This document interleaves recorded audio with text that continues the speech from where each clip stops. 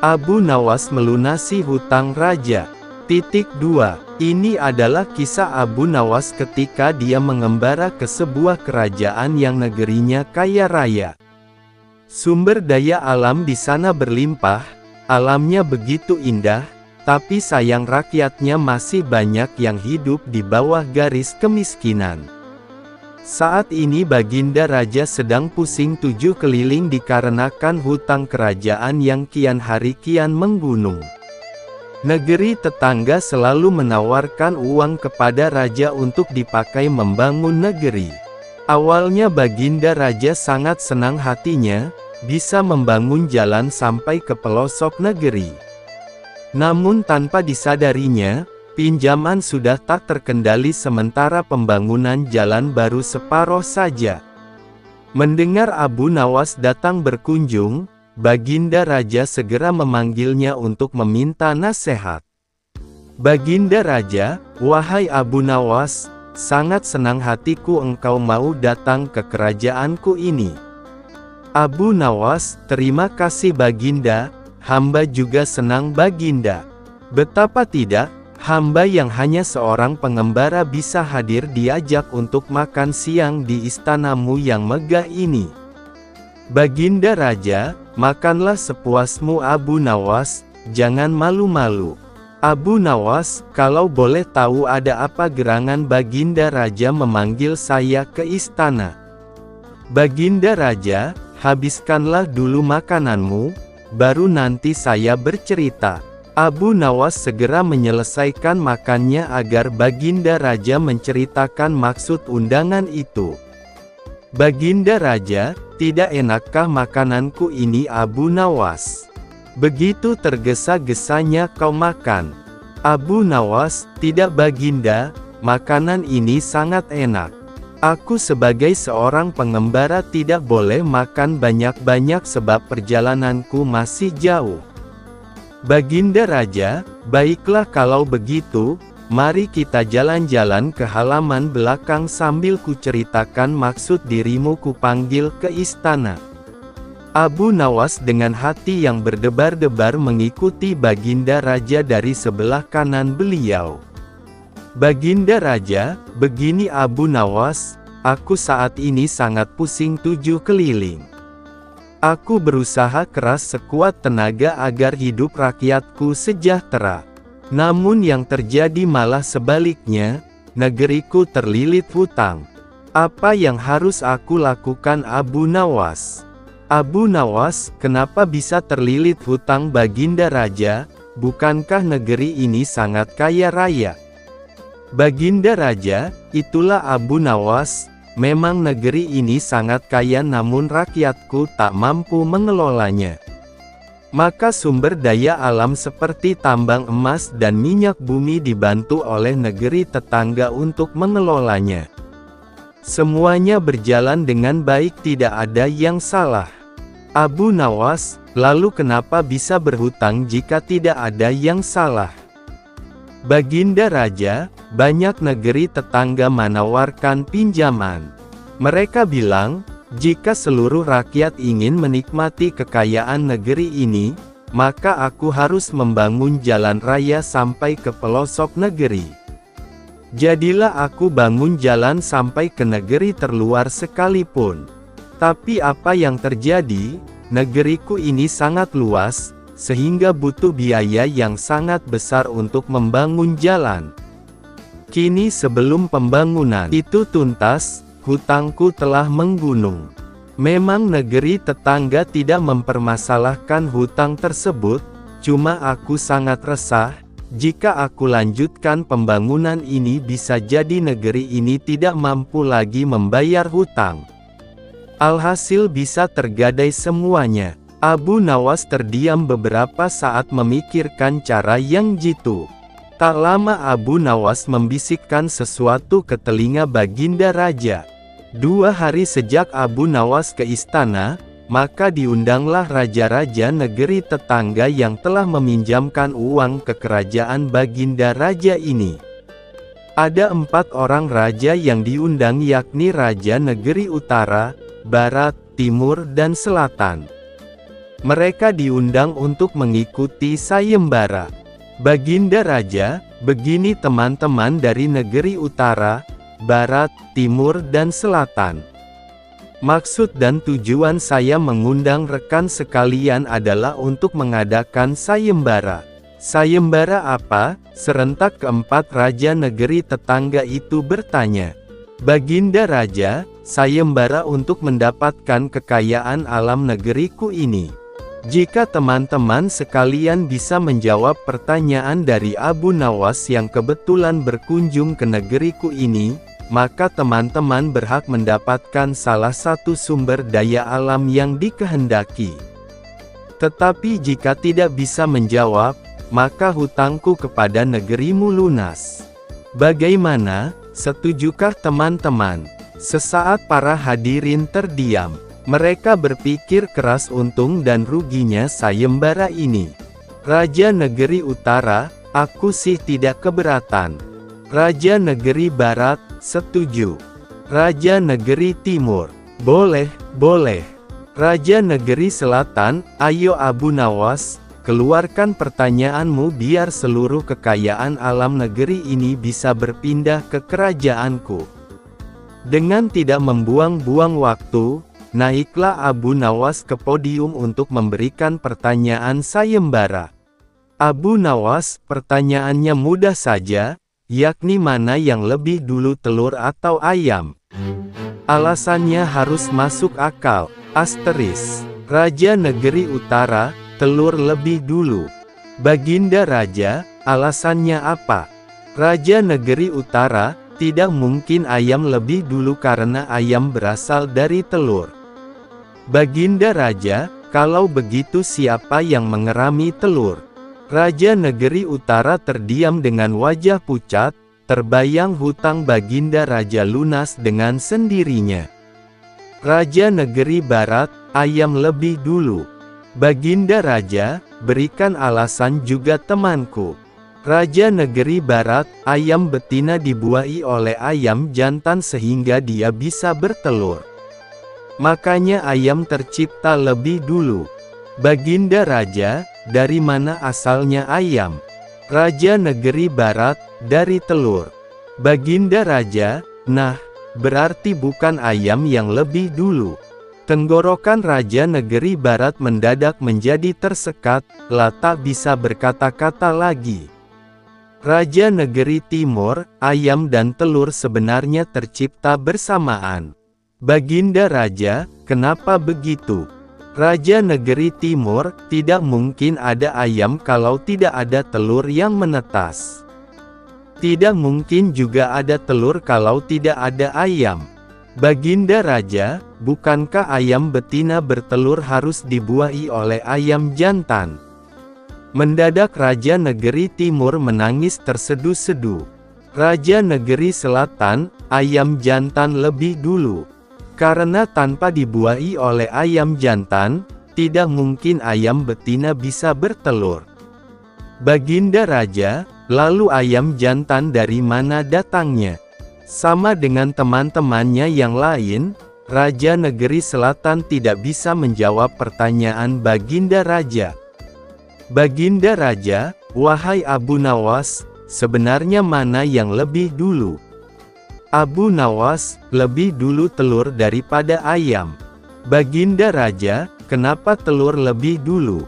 Abu Nawas, ayam bisa mengenali telur sebaliknya telur tidak bisa mengenali ayam. Sesaat seisi ruangan terdiam memikirkan jawaban Abu Nawas. Alangkah senangnya hati Baginda Raja, karena hutang kerajaan yang telah menggunung mendadak menjadi lunas seketika. Secara diam-diam suatu hari Raja Harun al-Rasyid pergi berekreasi ke suatu tempat, ditemani seorang menteri bernama Jafar, seorang teman minum bernama Yakub dan Abu Nawas. Ketika sedang berjalan, dari kejauhan mereka melihat seorang kakek menunggangi seekor keledai. Tanyai orang tua itu, perintah sang raja kepada Jafar. Begitu mendekat, Jafar menghampirinya. Maaf kek, Anda dari mana dan mau kemana? Tanya Jafar. Dari Basrah mau ke Baghdad, jawab si kakek. Ada keperluan apa? Tanya Ja'far. Mencari obat untuk mataku ini, jawab si kakek sambil memperlihatkan matanya yang sakit kepada Ja'far dan Yakub. Tiba-tiba Baginda berbisik kepada Abu Nawas, kamu ajak ia bergurau. Jangan Baginda, kasihan ia orang tua. Saya takut ia akan marah, jawab Abu Nawas. Sudahlah, itu nanti urusanku. Pokoknya ajak ia bergurau, desak sang raja. Baiklah kalau begitu, kata Abu Nawas. Abu Nawas segera beranjak menghampiri si kakek dan kemudian memulai percakapan. Kek, misalkan aku berikan Anda resep untuk obat mata Anda itu, imbalan apa yang akan Anda berikan kepadaku? Tanya Abu Nawas. Pokoknya aku akan memberikan imbalan yang sesuai untukmu, jawab si kakek. Tolong dengarkan baik-baik resep yang akan aku berikan ini, kata Abu Nawas. Baik, lekas sebutkan, jawab si kakek tidak sabar. Begini, kakek ambil 3 tiupan angin, 3 sengatan terik matahari, 3 pantulan cahaya rembulan dan ditambah 3 sorot lampu biasa. Setelah semua terkumpul, maka tumbuklah pada sebuah lumpang yang tak berlubang. Selanjutnya kakek taruh ramuan yang telah lembut itu ke dalam sebuah mangkok besar yang sudah pecah berkeping-keping, lalu kakek simpan di udara selama 3 bulan. Setelah masa 3 bulan, oleskan ramuan itu ke matanya yang sakit sebanyak 3 kali sebelum tidur. Insya Allah matanya akan sembuh, jelas Abu Nawas. Si kakek pun naik pitam, ia tiba-tiba turun dari keledainya menghampiri Abu Nawas seraya berkata, ambil keledai ini sebagai imbalan awal, kata si kakek sambil memalingkan wajahnya, lah kemudian menambahkan, dan jangan lupa, jika setelah menggunakan resepmu itu mataku jadi sembuh, aku akan memberimu lagi imbalan berupa seorang budak wanita yang setia melayanimu. Jika kelak ternyata kamu telah mati terlebih dahulu meninggalkan aku, budak wanita itu pasti sudah menjemputmu di neraka sana, lah akan setia meludahi matamu dan memukuli wajahmu sambil berteriak mengolok-olokmu. Mendengar jawaban si kakek yang cukup telak itu, sang Raja Harun al-Rasyid seketika tertawa terpingkal-pingkal. Beri orang tua itu hadiah, kata sang raja sambil menahan tawanya. Terima kasih Baginda, jawab si kakek dengan senang hati, kemudian ia pun pamit pergi. Sang raja melihat Abu Nawas terbengong-bengong di tempatnya. Karena merasa kasihan sehabis balik dikerjai si kakek gara-gara ulahnya, Baginda menyuruh Ja'far untuk memberinya hadiah juga. Membayar dengan bunyi. Pada suatu hari dalam sebuah perjalanan jauh menuju suatu tempat, Abu Nawas merasa kelaparan. Akan tetapi ia kehabisan persediaan bekal makanan. Selain itu persediaan uang di kantongnya juga sudah menipis, hanya tersisa beberapa keping saja, padahal perjalanan yang harus ditempuh masih lumayan jauh.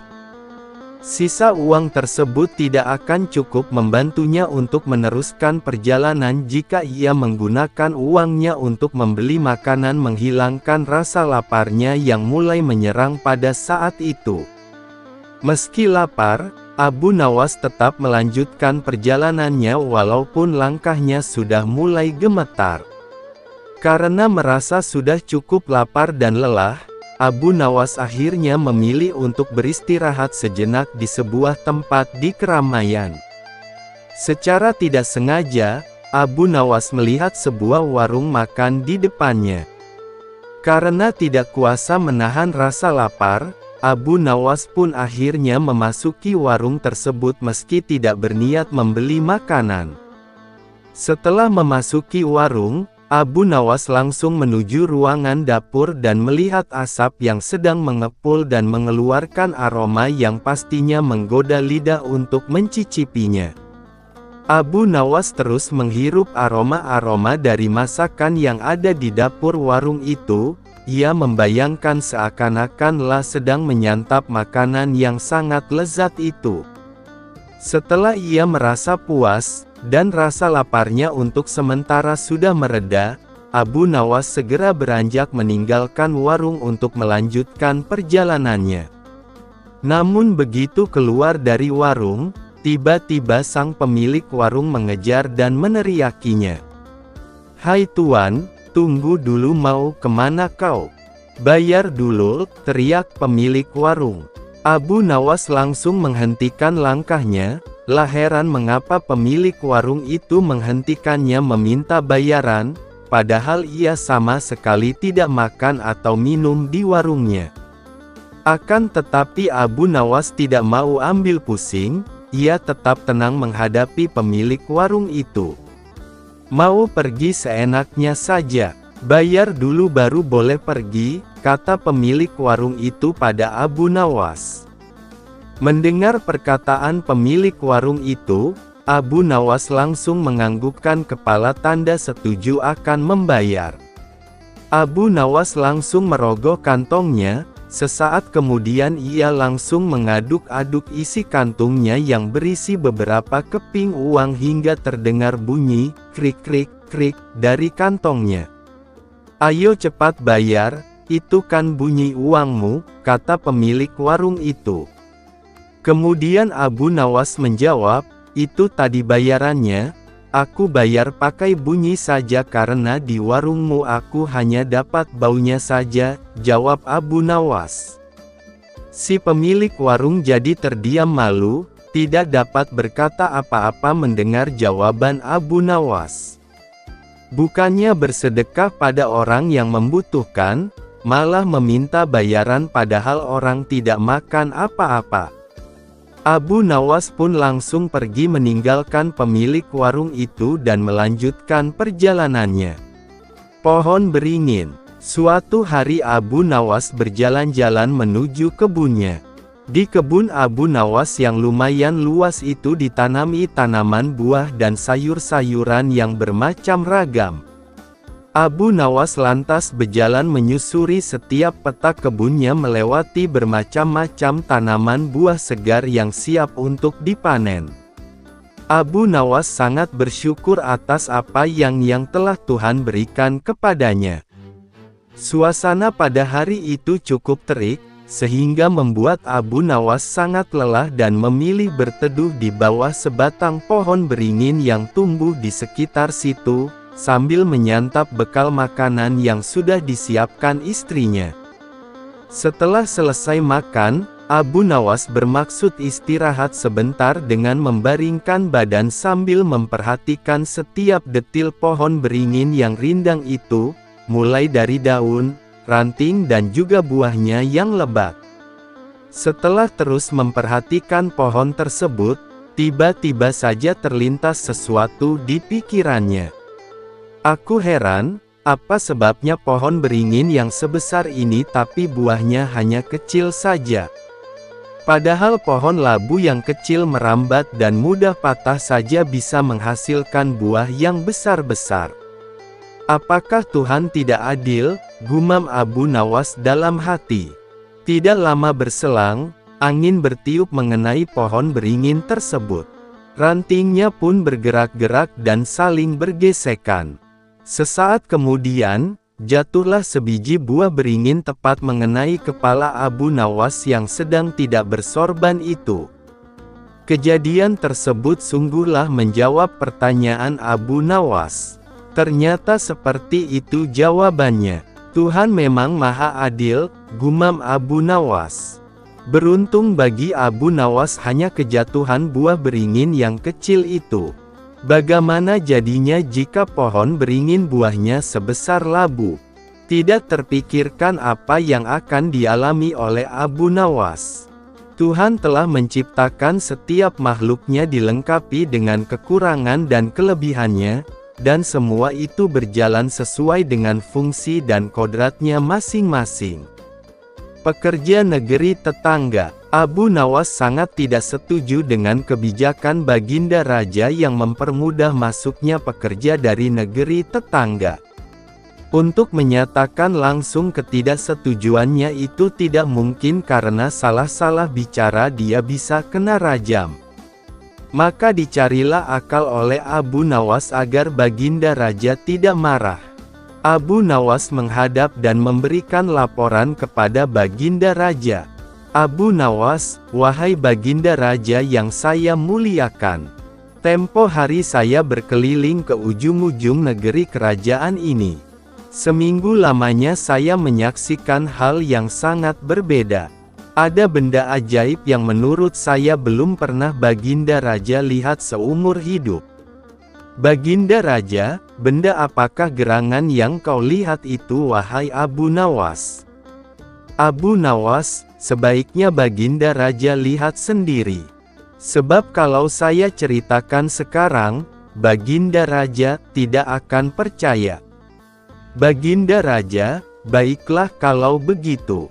Ayo kita ke sana sekarang. Abu Nawas, begini Baginda Raja. Abu Nawas tak melanjutkan kalimatnya. Baginda Raja, ada apa wahai Abu Nawas? Abu Nawas, kalau Baginda Raja tetap berpenampilan seperti sekarang, tidak akan mungkin kita bisa melihat benda ajaib itu sebab orang akan mengenali Baginda Raja. Pasti akan ramai orang akan ikut menyaksikan benda tersebut. Baginda Raja, jadi bagaimana sebaiknya penampilanku Abu Nawas? Abu Nawas, perawakan Baginda mirip rakyat negeri tetangga. Mata Baginda Raja agak sipit dan kulit kuning langsat. Menurut hemat hamba, alangkah baiknya Baginda Raja menyamar menjadi warga negeri tetangga, seakan-akan Baginda Raja ke sini sebagai pendatang, sehingga orang tidak akan mengenali Baginda. Tanpa pikir panjang Baginda Raja mengikuti saran Abu Nawas dan langsung mengubah penampilannya seperti warga negeri tetangga. Mungkin lebih tepatnya disebut pekerja negeri tetangga. Kemudian Abu Nawas dan Baginda Raja yang telah menyamar itu pergi ke suatu negeri yang dimaksud. Sebelum sampai di negeri tersebut tiba-tiba Abu Nawas mendadak berhenti. Baginda Raja, ada apa Abu Nawas? Kenapa tiba-tiba berhenti? Abu Nawas, begini Baginda Raja. Kalau hamba ikut dengan Baginda sampai ke desa itu, saya takut penyamaran Baginda akan ketahuan. Jadi sebaiknya Baginda berjalan sendirian memasuki desa itu. Di ujung desa ada sebuah gua yang tidak begitu besar. Pintu gua itu tidak kelihatan karena terletak di balik pohon besar. Agar Baginda Raja mudah mencarinya, pohon itu sudah saya cat dengan warna merah. Nah, di dalam gua itu letak benda ajaib yang saya maksud. Tanpa basa-basi lagi, bergegas Baginda Raja meninggalkan Abu Nawas demi melampiaskan rasa penasaran yang sudah memuncak. Tidak terlalu susah beliau dapat menemukan tanda cat merah seperti yang diceritakan Abu Nawas tadi. Alangkah girang hatinya karena tidak lama lagi benda ajaib akan berada di tangannya. Namun tiba-tiba dari kejauhan terdengar suara ribut-ribut. Penduduk kampung, siapakah engkau? Berani-beraninya masuk kampung kami. Baginda Raja, saya hanya pencari kayu. Lah tidak mau penyamarannya diketahui oleh masyarakat sekitar. Penduduk kampung, nah, yang satu ini ternyata bisa berbahasa kita. Ayo kita seret dia menemui teman-temannya yang lain. Spontan Baginda Raja diseret oleh penduduk kampung yang notabene adalah rakyatnya sendiri. Setiba di sebuah bangunan yang mirip dengan gudang, Baginda Raja dilemparkan ke sekerumunan orang yang jumlahnya puluhan. Penduduk kampung, coba kau ceritakan, kenapa kau datang begitu ramai ke negeri kami ini?" Baginda Raja sesaat memelototi orang yang ada di hadapannya. "Baginda Raja, engkau ini siapa?" "Orang di dalam gudang, lorem ipsum dolor sit amet, consectetur adipiscing elit. Pelentesque molesti ligula auge imperdiet auctor. Nam ut telus quis ex dapibus tristique. In consequat volupat tristique." "Baginda Raja, bicara apa kau ini? Aku tak mengerti." "Penduduk kampung, hei budak sipit, jangan berpura-pura kau di depan kami. Cepat ceritakan maksud kau datang ke negeri kami ini." Merasa dikerjain oleh Abu Nawas, Baginda Raja langsung membuka kedoknya. "Baginda Raja, tidak kenalkah kau dengan diriku?" Mendadak penduduk kampung terperangah. Setelah Baginda Raja membasuh riasannya, barulah semua warna mengenalinya. Penduduk kampung, ampunkan kami Baginda Raja. Kami tidak tahu bahwa Baginda menyamar." "Baginda Raja, lalu kenapa kau mengurung orang-orang aneh ini di gudang?" Penduduk kampung, mereka itu pekerja dari negeri tetangga Baginda. Sejak mereka datang ke kampung kami kehilangan pekerjaan. Semua tambang rakyat mereka kuasai sehingga kami hampir semua jadi pengangguran." Baginda Raja terdiam 1000 bahasa. Dia yang semula ingin menghukum Abu Nawas atas kekurang-ajarannya, sekarang mengurungkannya. Malah dalam hati kecilnya ia berterima kasih. Kalau tidak begini mungkin dirinya tidak akan mengetahui bagaimana sebenarnya keadaan di kampung-kampung yang telah didatangi oleh pekerja dari negeri tetangga. Abu Nawas dan Menteri Penyihir. Baginda Raja sedang dipusingkan dengan keadaan negara yang semakin semrawut. Kian hari hidup rakyatnya kian sengsara. Baginda Raja berencana membuat kebijakan yang bertujuan untuk mensejahterakan rakyatnya. Maka dipanggillah Abu Nawas ke istana untuk diminta pendapatnya. "Baginda Raja, wahai Abu Nawas, aku butuh nasihatmu." "Abu Nawas, nasihat yang seperti apa yang Baginda Raja butuhkan dariku?" "Baginda Raja, begini, aku ingin membuat hidup rakyatku bahagia. Aku ingin rakyatku sejahtera, namun aku tidak punya ide kebijakan apa yang harus aku dahulukan. Bisakah kau berikan aku nasihat yang jitu agar rakyatku segera keluar dari himpitan kemiskinan?" Abu Nawas tidak menjawab permintaan sang raja. Dia hanya bermenung sambil mengangguk-angguk kecil. "Baginda Raja, kenapa kau hanya diam wahai Abu Nawas?" "Abu Nawas, begini Baginda Raja, aku tak ingin menyampaikan langsung nasihat kepadamu, sebab nanti kalau terdengar oleh orang lain akan bocor rahasia ini. Sebaiknya aku tulis saja nasihat dan akan aku kirimkan secarik surat besok hari." "Baginda Raja, baiklah Abu Nawas, aku tunggu suratmu besok hari." Sambil berjalan pulang, Abu Nawas berpikir keras kebijakan apa yang harus dia usulkan. Beruntung Baginda Raja menyetujui usulnya sehingga dia masih bisa berpikir barang sehari. Keesokan harinya Abu Nawas datang ke istana untuk menyerahkan langsung surat yang dia janjikan. Tetapi seorang menteri kerajaan mencegat Abu Nawas. "Menteri kerajaan, ada keperluan apa kamu ke istana wahai Abu Nawas?"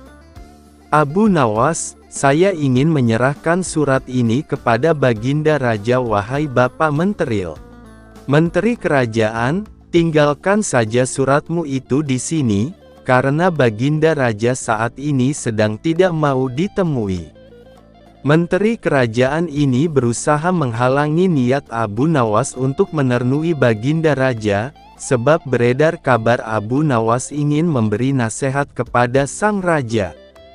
Menteri ini sudah terkenal ingin menggulingkan Baginda Raja. Abu Nawas, baiklah Bapak Menteri, saya titipkan surat ini padamu. Abu Nawas tidak dapat mengelak dan dengan berat hati dia tinggalkan surat rahasia itu pada menteri kerajaan. Sepeninggal Abu Nawas, menteri tersebut membuka surat rahasia dan membaca isinya. Alangkah senangnya hati menteri kerajaan mengetahui isi surat tersebut. Bergegas menteri tersebut menukar isi surat itu dan memberikannya kepada Baginda Raja. Baginda Raja menerima surat dari Abu Nawas melalui menterinya. Setelah dibaca, maka beliau langsung mengikuti nasihat Abu Nawas dengan menaikkan harga BBM. Surat itu menilaskan bahwa dengan menarik subsidi BBM maka pendapatan kerajaan akan bertambah, dan raja bisa memberikan kelebihan uang tersebut untuk kesejahteraan rakyat. Baru sehari kebijakan menaikkan BBM diluncurkan, mendadak terjadi protes di seantero negeri. Rakyat-rakyat turun ke jalan mendemo kebijakan baru Baginda Raja. Alangkah terkejutnya beliau dengan kejadian ini. Tanpa pikir panjang Baginda Raja menemui Abu Nawas di rumahnya. Baginda Raja, apa maksudmu dengan memberi nasihat untuk menaikkan harga BBM wahai Abu Nawas?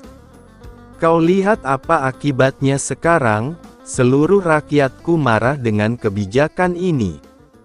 Sejenak Abu Nawas berpikir, sebab ia telah dikhianati oleh menteri kerajaan. Abu Nawas, begini Baginda Raja, di kerajaanmu itu sekarang ada penyihir. Kemarin aku memberikan nasihat untuk menggratiskan biaya pendidikan agar rakyatmu bisa pintar.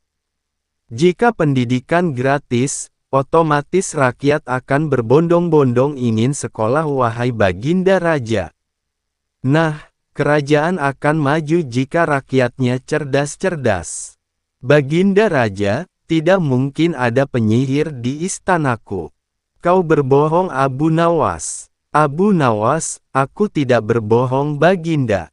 Begini saja Baginda, besok saya akan ke istana membawa sepucuk surat lagi. Isi surat itu adalah membuat kartu sehat untuk rakyat. Saya yakin surat itu akan disihir oleh menterimu. Dan saya pastikan Baginda besok tidak akan menerima surat yang berisi kartu sehat untuk rakyat, tetapi surat yang telah disihir yang akan Baginda dapati. Baginda Raja, baiklah kalau begitu Abu Nawas. Tapi ingat jika kau berbohong, terima hukuman yang setimpal, yakni hukum diludahi rakyatku selama seminggu. Gemetaran juga Abu Nawas mendengar ancaman dari Baginda Raja.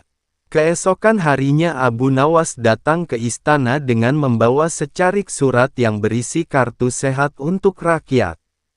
Seperti tempo hari Abu Nawas kembali dicegat oleh menteri kerajaan. Menteri kerajaan, ada keperluan apa lagi kau ke sini wahai Abu Nawas? Abu Nawas, tempo hari aku salah berikan surat wahai Bapak Menteri, surat yang sebenarnya itu adalah yang ini. Surat kemarin itu berisi tentang kebijakan yang menggratiskan pendidikan. Nasihat itu akan sangat merugikan kerajaan, sebab jika sebanyak ini rakyat yang ingin sekolah digratiskan, pastilah kerajaan ini akan bangkrut. Makanya aku ingin menukar surat tersebut. Sebab alangkah marahnya Baginda Raja jika menerima nasihat yang salah. Menteri kerajaan, tinggalkan suratmu itu di sini, biar aku yang menyerahkannya kepada Baginda Raja. Abu Nawas meninggalkan surat itu tanpa sepatah kata pun dan ia pun kembali ke rumahnya. Ketika Baginda Raja menerima surat titipan yang diserahkan oleh menteri kerajaan, terperanjat ia karena apa yang dikatakan Abu Nawas benar adanya bahwa di kerajaannya memang ada tukang sihir.